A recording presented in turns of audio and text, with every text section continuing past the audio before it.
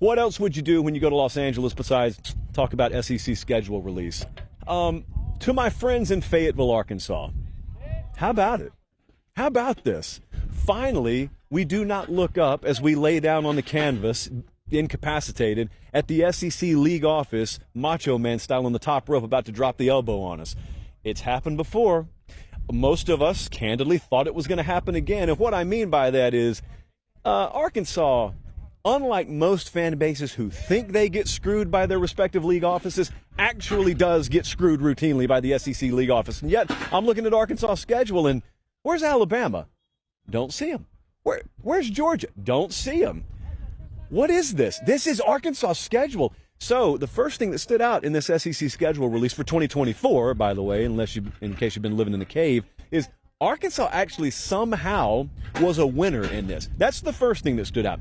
The second thing that stood out to me, and this is really quick hitting because I've got some more overarching thoughts about this I'm going to get to, is that Texas A&M game.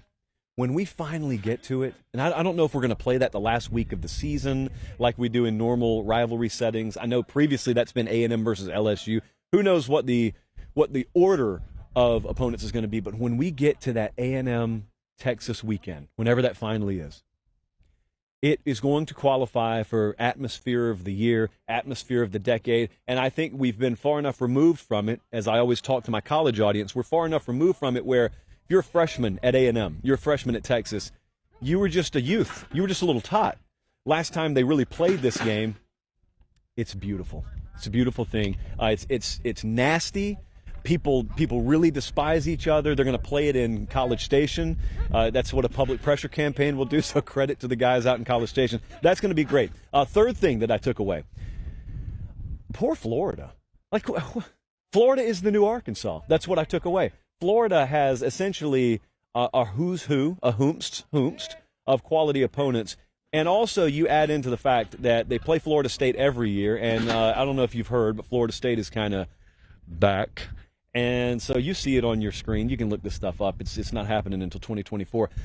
I just want to remind you, when we had that whole kerfuffle, that whole dust-up last week, 2 weeks ago, about how the SEC is cowardly. Shame on you for not going to 9 league games. I want you to look at that Florida schedule. And I want anyone out there with a straight face now, and notice I said straight face, I want any of you with a straight face to tell me, yeah, it's just not quite good enough. It really doesn't measure up. Clown world. That's what you're living in if you think that. Okay, so yeah, everybody had their takeaways. Like, everybody is happy Georgia finally gets actually pushed a little bit. Everyone's happy that Alabama's got a stiff schedule. Folks up in Northwest Arkansas are happy they're finally off the hook and they don't have to play in the AFC South anymore.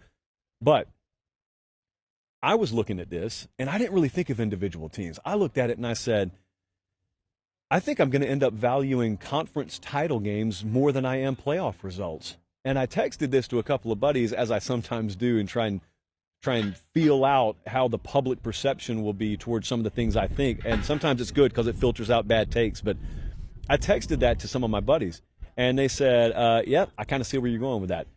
The SEC championship game, for that matter, the Big Ten championship game, and the process to get there and win it is going to mean as much, if not more, to me than whatever happens in the playoff, which is going to be pretty new. It's going to be a new concept for folks like me. The whole regionality era of college football is over. And that's not breaking news to anyone who's been paying attention to conference realignment. We've all seen, we were here, like I was sitting in this very spot, actually, this time last year, shortly after the news had broken, USC, UCLA, they're headed to the Big Ten. And so, yeah, we knew that the glass had already been broken. I'm not talking about that, guys. I'm talking about what kind of novelty it used to be and what kind of specialness there used to be when you shook up that out-of-conference snow globe, or when you got to bowl season and you finally got to see teams from other conferences play each other, and you had that rare regular season out of conference. Like every now and then Texas would go play Ohio State. Every now and then Alabama would play Penn State. But that's just the thing. It was rare. And so we circled it. Back in the day, schedules would be released like 10 years ahead of time, and you would look forward to it for 6, 7, 8 years. It's, in one hand, it's a good thing that we get all this precious inventory and we get these big games. But here's the downside. I thought David Ubben did a really good job over at The Athletic of summing up kind of how I feel about this. Because he said, hey, I'm conflicted on this. I loathe the erosion of regionality in this sport. But I also couldn't lie to you and say I'm not looking extra forward to watching Alabama go play Oklahoma in Norman in 2024. Yeah, I am too. But at the same time, I look forward to that because of how special it is. When you decrease the scarcity of something, does it maintain its value? Now, certainly I'm not suggesting we will ever look at Alabama at Oklahoma and say, could take it or leave it. That's not going to be the case. What I take away from it is I look at what you'll have to do to win an SEC championship. And I look at the strength of schedule that you will have accumulated by playing in this league or in the Big Ten by playing in that league. And I think to myself, well, if you go through all that and then you make the conference title game and you win the conference title, you don't have anything more to really prove to me in the playoff, especially when your conference is guaranteed no more slots than the AAC is guaranteed. Now, of course, we all know with the at-large process, the SEC will get more teams in than a G5, and the Big Ten will, but my point remains the same. You know, it's like I don't watch the Miss America competition because it never made sense to me that New Hampshire is guaranteed the same amount of entrants as Texas, because I've been to Texas. I'm in California right now. I've been to Florida. I grew up in Georgia. I have stood on random street corners and looked around and probably seen 10 candidates that would win Miss New Hampshire. And so I thought to myself, you're just taking one per state. That's interesting. I get it.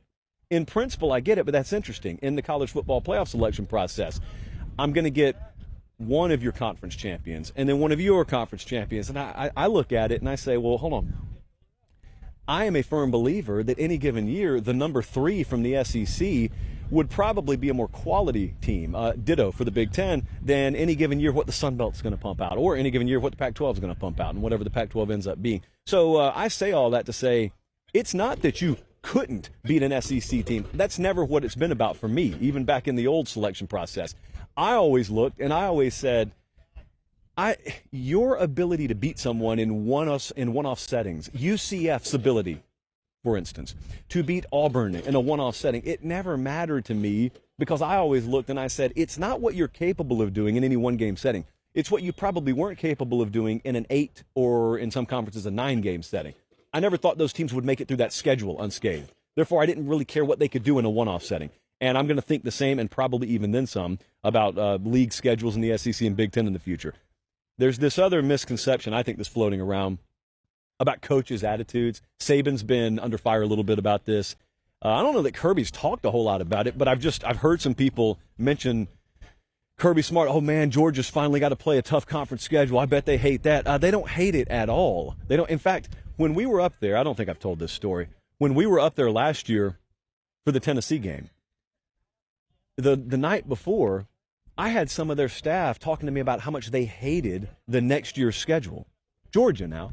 Georgia, the same Georgia you're looking at, complaining about having a cakewalk this year, they were complaining about it too.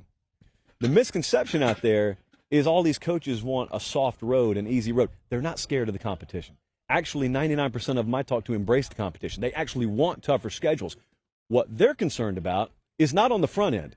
Most of these coaches aren't concerned about playing a tougher schedule. They're not scared of the competition. What they're scared of is on the back end, if they do load up on quality competition voluntarily, or if their conference, mandatory, loads them up with quality competition, they're worried that on the back end, some committee's not going to respect it and not going to properly value strength of schedule, and they're going to lose 3 games and be left out for someone who lost 1 game in another conference that plays a fraction of the strength of schedule they do. That's all it's ever been about, guys. If you could promise the Nick Sabans of the world, you promised Kirby Smarts of the world, you promise those guys on the back end, the selection process is going to equitably account for strength of schedule.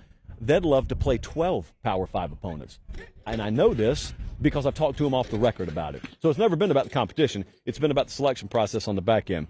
Final thought, at least on the schedule with the SEC. Is this a good thing for you? And I pause because I want you to be able to answer. Is it a good thing for you?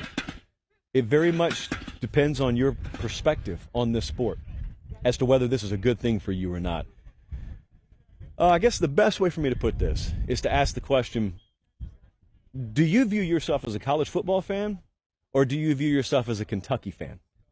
Are you a college football fan or are you a Mississippi State fan? Because your answer to that question greatly determines the answer to the next question, and that question is conference realignment a good thing for you? Is this schedule a good thing for you? If you're a college football fan, first and foremost, like me, it's a good thing. because you get quality games. I don't have anything else to worry about. You know, Pate State's not involved here. We go undefeated every year anyway. So Pate State's not involved here. But Kentucky is. Kentucky's going to lose more football games, by and large, because of the beefed-up nature of the SEC league schedule. Mississippi State, by and large, is going to lose more football games because of the beefed-up league schedule. Now, here's what's really popular now. What's really popular is for someone to pop in the comment section or reply on Twitter and say, yeah, but that's short-sighted, Josh. You're not seeing the bigger picture. The bigger picture is Mississippi State will make so much more money. Kentucky will make so much more money. You won't. None of you will. Like, who cares? People you'll never meet are making more money. It's a very cautionary tale that other fans of other sports have learned before, and I think in the toughest way possible, some of our fans in our sport that aren't CFB fans, they're UK fans, they're OM fans, they're MSU fans.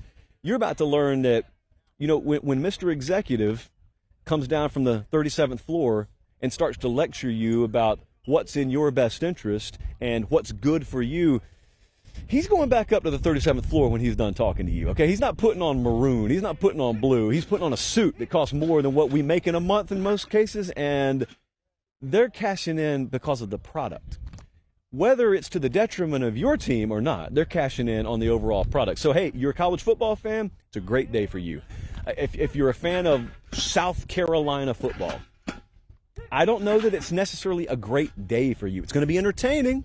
And you guys, I know you don't just watch your team, obviously. It's not Major League Baseball. You watch other teams. It's going to be fun to watch those other games, but you know what kind of level you got to recruit at? You know what kind of luck you got to have in the turnover plus health departments? You know what kind of needle you got to thread to be a 2-loss or fewer team facing these modern-day schedules? The other thing about that, I know that was my last thought, you better recalibrate your expectation level. You better recalibrate what you think is a good year. There are going to be some 8 and 4s out there that used to get you criticized that should kind of get you low-key praised against these new league schedules. So a lot of different directions that we can go with this. But we're going there, I guess. So whether you like it or not, we're going there.